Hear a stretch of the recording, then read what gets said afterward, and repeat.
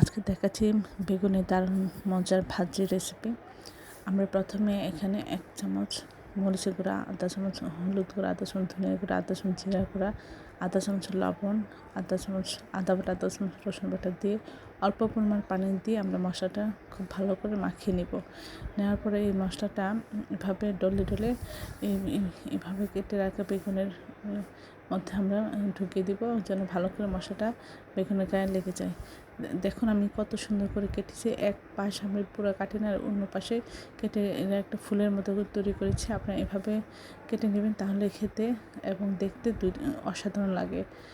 এটা এভাবে প্রতিটা পিসের মাঝখানে মশলা দেওয়াতে এটা এতটাই টেস্টি হয় যে অসম্ভব, মানে খুবই মজার হয় এবং সবাই খেতে খুব পছন্দ করে।